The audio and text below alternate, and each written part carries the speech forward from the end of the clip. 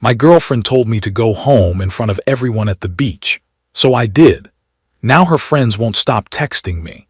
I need some perspective because I honestly don't know if I overreacted or finally did something right. I've been dating Talia for a year and 8 months.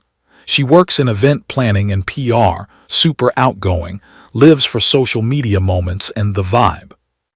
She's the type who needs to document everything, who thrives on attention and being the life of the party. I'm a project manager for a construction tech company.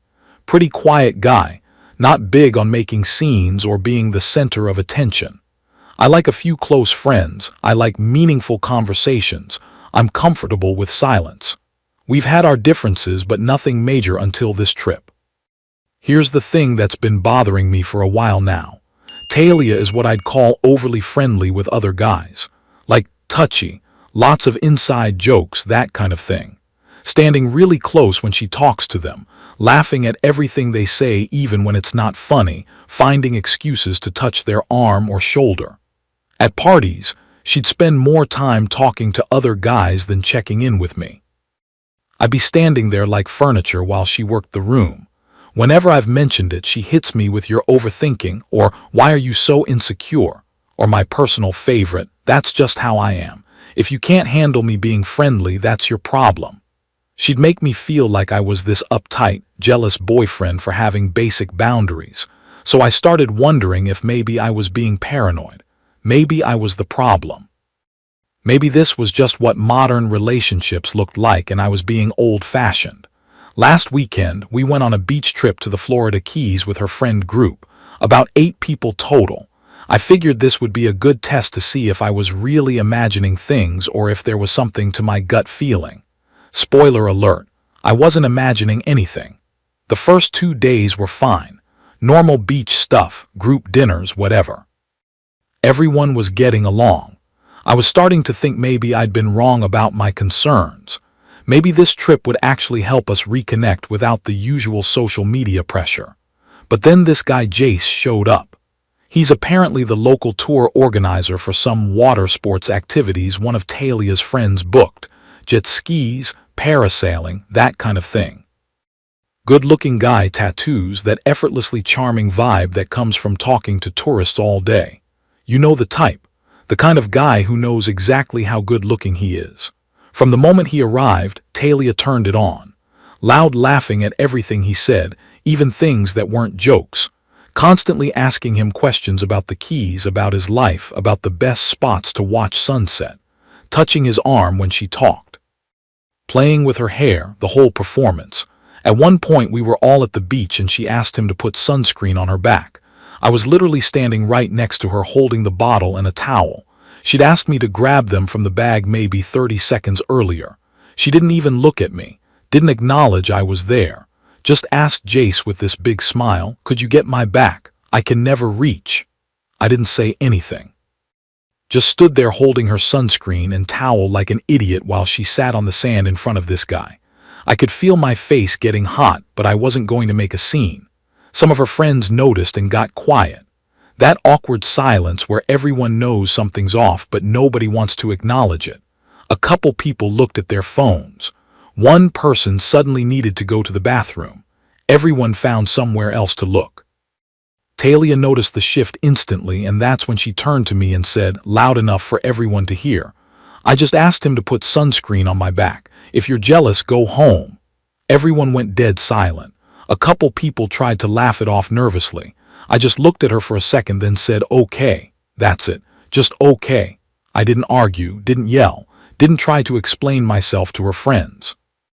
I just turned around and walked back to the hotel. Took a shower, packed my stuff slowly and methodically, checked flight prices on my phone. Found a red-eye leaving that night, booked it, checked out of the hotel around 11 p.m. and took an Uber to the airport. I didn't text anyone. Didn't leave a note. She told me to go home, so I went home. I woke up the next morning to about 40 missed calls and probably 60 text messages. Most from Talia, but also from several of her friends. One message really stood out though, from her friend's boyfriend. "Bro, she's freaking out. The hotel says someone has to cover the booking." I haven't responded to anyone yet, Part of me feels like maybe I should have stayed and talked it out like an adult, but another part of me feels like I finally stood up for myself by just leaving, by taking her at her word. Was this petty? Should I have handled it differently? Update 1. It's been 3 days since I posted, and I honestly wasn't planning to update this soon, but things have escalated in ways I didn't see coming. So let me clear up the hotel situation since a lot of people asked. I didn't just bail on financial responsibilities. Before I left, I had already paid my portion of everything we'd agreed to split, my flight down there, my half of the accommodations I'd actually used, activities I'd signed up for. The issue was that Talia had booked the room under a package deal for the full week, and when I left early, the hotel wanted the remainder paid in full. That was on her booking, not mine. But here's the thing, she wasn't upset about me leaving. Not really. She was upset that I left her in a situation where she looked bad and had to deal with consequences. The text messages from Talia went through about 5 different stages, and watching the progression was almost fascinating in a clinical way. Stage 1 was anger. You're being ridiculous. You embarrassed me in front of everyone. This is so childish. You're making a scene over nothing. About 15 messages of this, each one trying to make me feel like I was the unreasonable one for doing exactly what she told me to do. Stage 2 was deflection. It was just a joke. You know I didn't mean it literally. You're overreacting to a harmless comment. Everyone else understood I was kidding. Why are you being so sensitive? This went on for maybe 2 hours, just variations on the theme of how I'd misunderstood her intentions. Stage 3 was panic. The hotel won't let us check out without full payment. My card got declined. They're saying there's a balance of $800. I need you to transfer money. This is when the tone shifted from angry to desperate. This is when I realized what she was actually upset about. Stage 4 was bargaining. Just send the money and we'll talk when I get back. I know you're mad, but don't leave me stranded. We can work this out if you just help me with this first. I promise we'll sit down and have a real conversation about everything. Notice how the conversation about our relationship was now explicitly tied to me sending money. Stage 5 was playing victim. I can't believe you'd abandon me like this. What kind of person leaves someone in a different state? My friends are looking at me like I did something wrong when you're the one who left. You're making me look bad to everyone I know. I didn't respond to any of it, at least not at first, but here's where it gets interesting. Yesterday morning, I got a message from Susie, one of the quieter girls in Talia's friend group. We'd talked maybe 3 times total before this trip. She sent me this. Hey Ryan, I wasn't going to say anything because it's not really my business, but I feel like you should know. The night before the beach thing with Jace, Talia was talking about you to a couple of us. She said she wanted to test how secure you are, and that she needed you to show some passion instead of being boring all the time. She literally planned to make you jealous. She even told Jace beforehand that she was going to flirt with him to get a reaction out of you. I'm sorry. I thought it was messed up then, and I still think it's messed up now. I read that message about 10 times, just sat there staring at my phone. She engineered the whole thing. It wasn't spontaneous. It wasn't just being friendly. She set up a situation specifically designed to humiliate me, and when I didn't react the way she wanted, when I didn't make a scene or beg or fight for her, she got mad that her little social experiment backfired. That's when I finally responded to her. Just one message. You told me to go home, so I did. Then I muted her number. Since then, I've gotten messages from a few other people in the group. It's clear the friend group is starting to fracture. Some people are defending her, the ones who are all about loyalty no matter what, but others are questioning her version of events. Apparently, she's been posting Instagram stories with vague captions about knowing your worth and cutting out insecure energy. But here's the thing that's kind of satisfying in a dark way. Not everyone is buying it. Susie sent me another message saying that 2 people in the group chat called Talia out directly. One person said, "You literally told him to go home. What did you expect?" Another said, "Don't blame him for your mess. You embarrassed him on purpose." The group is splitting. And it's not over me, it's over the fact that people are seeing a pattern of behavior they've apparently tolerated for a while. I'm not celebrating or anything. This whole thing just feels surreal. I keep thinking about that moment on the beach, how confident she looked when she said it. Like she knew everyone would laugh, like she knew I'd just take it and shrink away. The fact that she'd planned it made it so much worse. I still haven't fully processed what this means for us. I guess I'm starting to realize there might not be an us to process. Update 2. It's been a week and a half since everything went down, and I wasn't sure if I should post another update. But some things came to light that I think paint a fuller picture of what was actually happening. So after my last post, things got messier in the friend group. I wasn't directly involved in any of it, but information kept finding its way to me through Susie and one other person who reached out. Apparently the group chat became a war zone. The tipping point was when someone pointed out that Talia couldn't keep her story straight. She was telling people I abandoned her without warning, but multiple people saw me stand there calmly after she told me to leave. One person said, "You told him to go home in front of everyone. He went home. What's the problem?" That's when more stuff started coming out. Remember Jace, the tour guide? Turns out he wasn't just some random local activity coordinator. One of Talia's friends had invited him specifically because Talia had been following him on Instagram for months. Not just following, commenting on his stories, deeming him about how cool the keys look, asking when he'd be down there. She'd been building up to this for a while. During the trip, I started thinking back on little things that hadn't made sense at the time but suddenly fit into a pattern. How Talia would angle her phone away from me when she was on social media.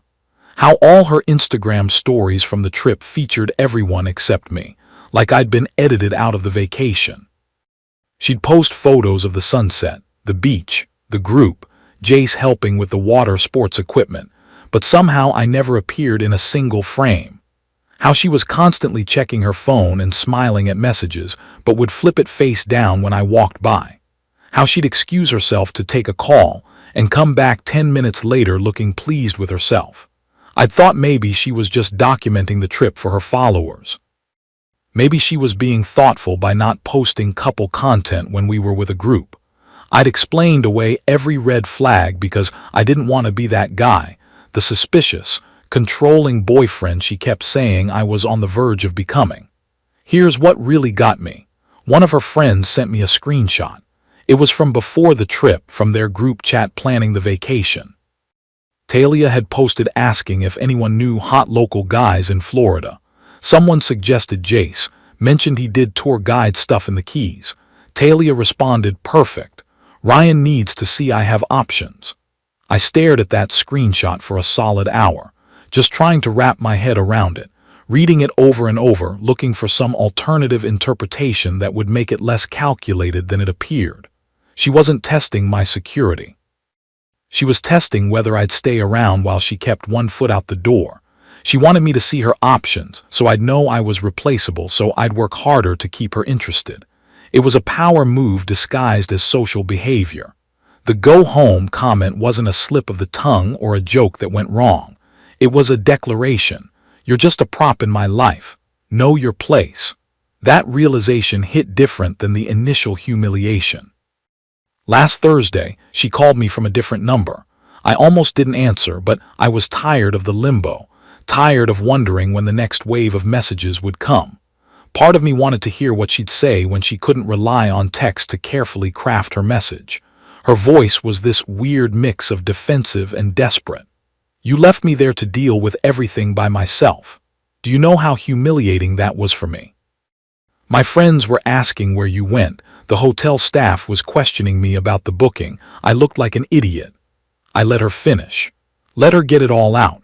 There was more, something about how I'd made her look unstable, and how she couldn't believe someone who supposedly loved her would do this. When she finally stopped to take a breath, I said, "Are you humiliated because you lost your boyfriend or because you lost someone to pay for things and watch you perform?" Silence. Long, heavy silence. I could hear her breathing on the other end, could almost see her trying to formulate a response that would sound good. Then she pivoted. "That's not fair. I never said, look, we can talk about this when I'm calmer, when we've both had time to cool down. But right now I need you to send money for the hotel charges. We can work through everything else after. And there it was. Even in this conversation, even knowing I'd found out about the planning, about Jace, about everything, she was still trying to manage me, still trying to control the narrative, still acting like financial leverage was the relationship. The vulnerability in her voice wasn't about missing me. It was about needing something from me. I told her, I'm not the structural support for your ego or your expenses. We're done. She got angry then, really angry. The desperation evaporated and the real feelings came out. Started yelling about how I was abandoning her in her time of need, how I was proving I never really cared, how she dodged a bullet because I was clearly not mature enough for a real relationship, how I was showing my true colors and she was glad to see this side of me before it got more serious. I didn't argue. I just said, you told me to leave somewhere, you invited me, so I left. You don't get to be mad that I took you at your word. Then I hung up. I sent one final text. I don't need to fight about this.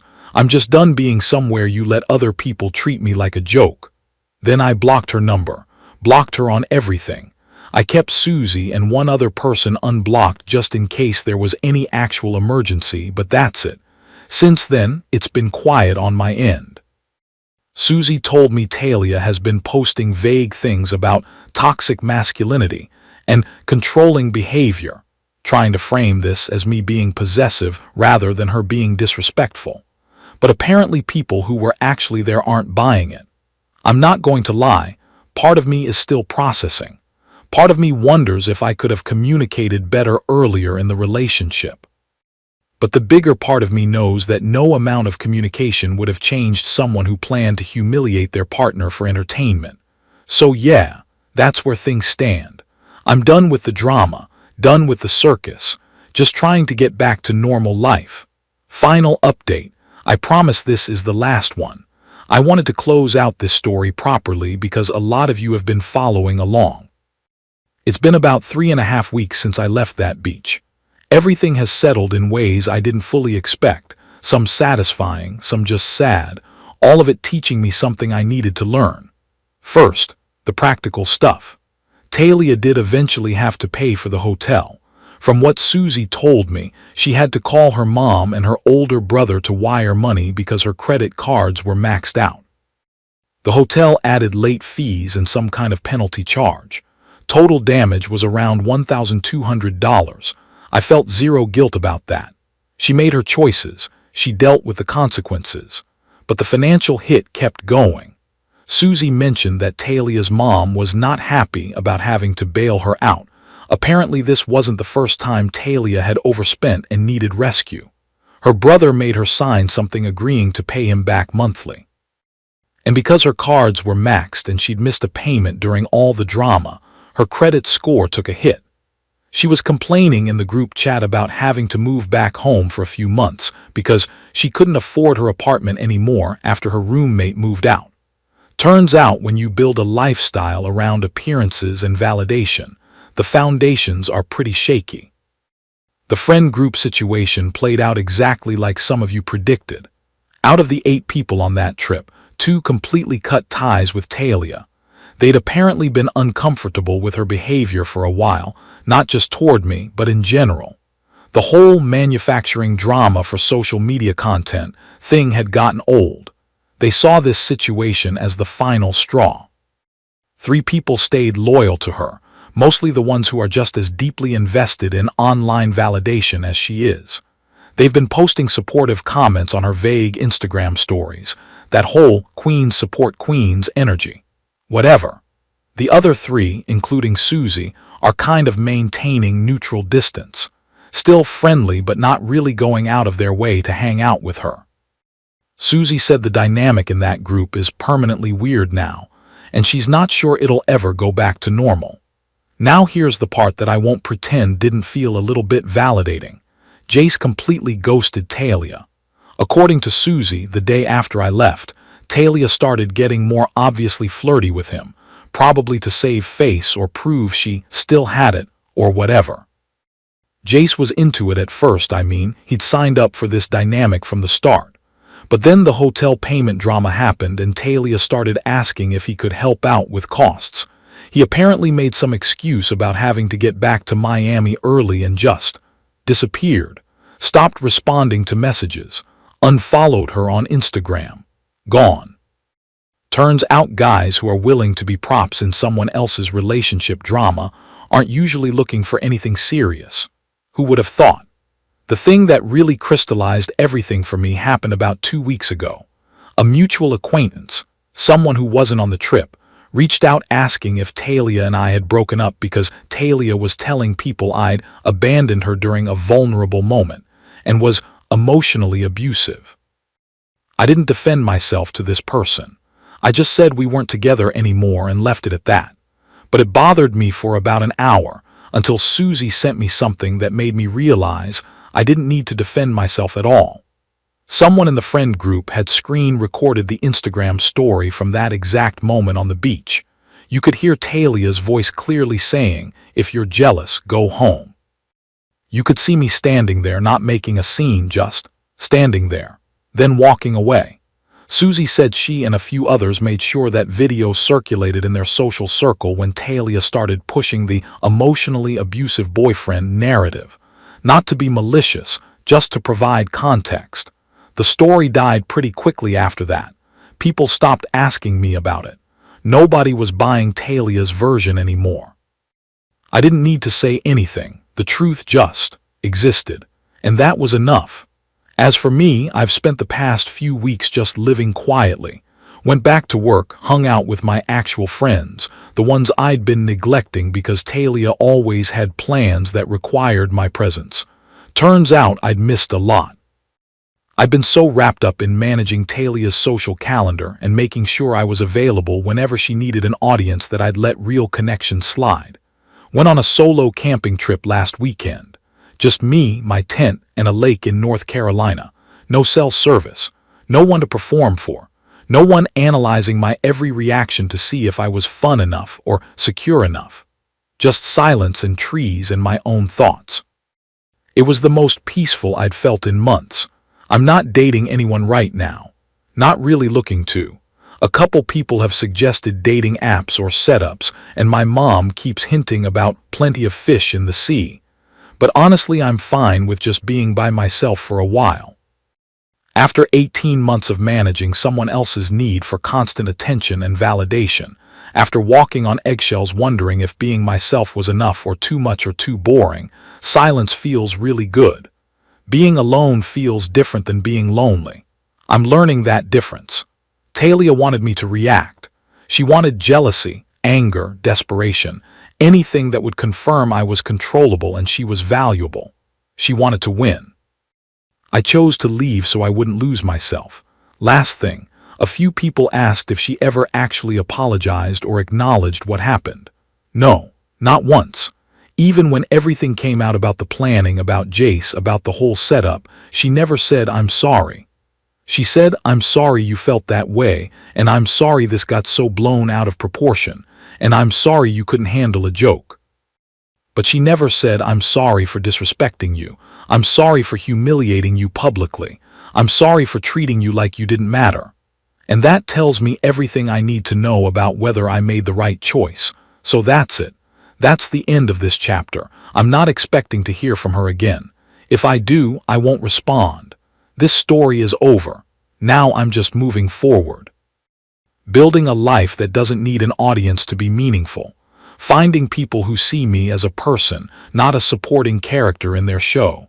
And you know what? It's better. It's quieter, it's simpler, and it's better. Thanks for following this journey with me. I'm out.